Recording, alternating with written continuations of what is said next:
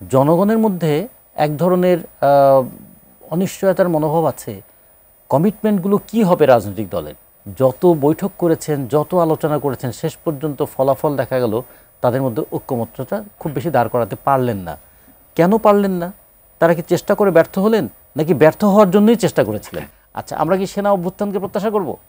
তাহলে আমাদের শেষ পর্যন্ত প্রত্যাশা কি নির্বাচন? যদি এটা দুর্বলও হয়, ভুলও হয়, তারপরেও কিন্তু এই নির্বাচনের পথেই আমাদেরকে রেকটিফাই করে করে এগোতে হবে।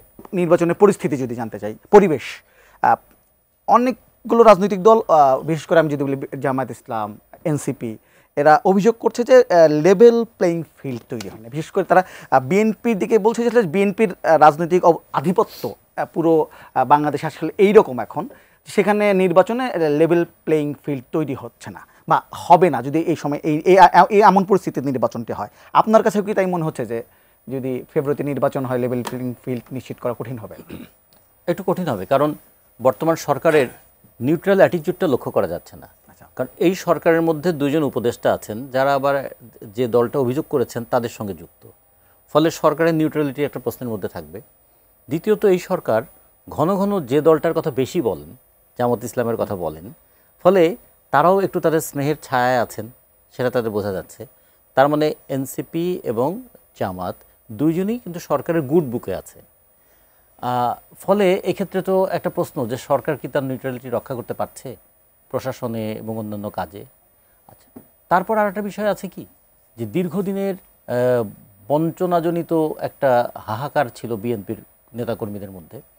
তাদের মধ্যে এক ধরনের বিশৃঙ্খলা আছে, তাদের মধ্যে চাঁদাবাজির নানা অভিযোগ আছে এবং তারা ইতিমধ্যে অনেককে বহিষ্কারও করছেন। তার মানে দলের মধ্যেও কিন্তু একটা প্রচণ্ড একটা বিশৃঙ্খল পরিস্থিতি আছে।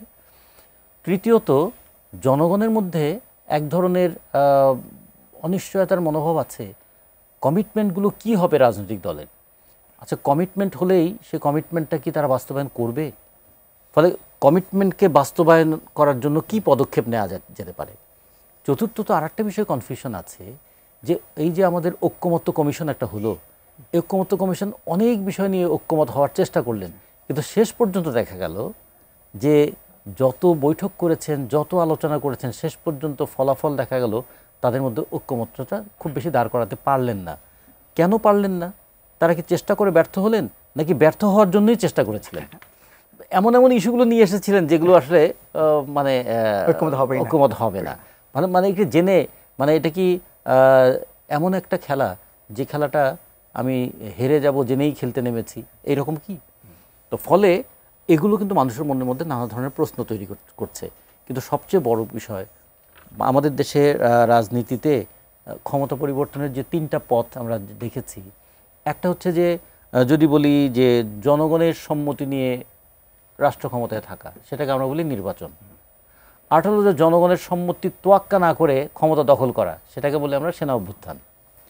আর একটা আছে যে জনগণের বিপক্ষে শাসক গোষ্ঠী দীর্ঘদিন কাজ করতে করতে জনগণের মধ্যে এমন একটা ক্রোধ তৈরি হয় যে জনগণ শাসক গোষ্ঠীর সমস্ত কিছুকে উচ্ছেদ করে ফেলে, যেটাকে বলে অভ্যুত্থান। তাহলে আমাদের এই তিনটা পদ্ধতি আছে, কিন্তু আমরা তাহলে অভ্যুত্থান কি ঘন ঘন করব? আচ্ছা, আমরা কি সেনা অভ্যুত্থানকে প্রত্যাশা করব? তাহলে আমাদের শেষ পর্যন্ত প্রত্যাশা কি নির্বাচন? যদি এটা দুর্বলও হয়, ভুলও হয়, তারপরেও কিন্তু এই নির্বাচনের পথেই আমাদেরকে রেকটিফাই করে করে এগোতে হবে। ফলে যেহেতু পথটা এখন পর্যন্ত আপাত গ্রহণযোগ্য পথ এটাই, ফলে এই পথে হাঁটাটা একটু উচিত। সন্দেহ থাকলে সন্দেহ দূর করার পদক্ষেপ নিতে হবে, কিন্তু সন্দেহ আছে বলে বিলম্বিত করাটা কিন্তু আর এক নতুন ধরনের ষড়যন্ত্রের আভাস তৈরি করবে।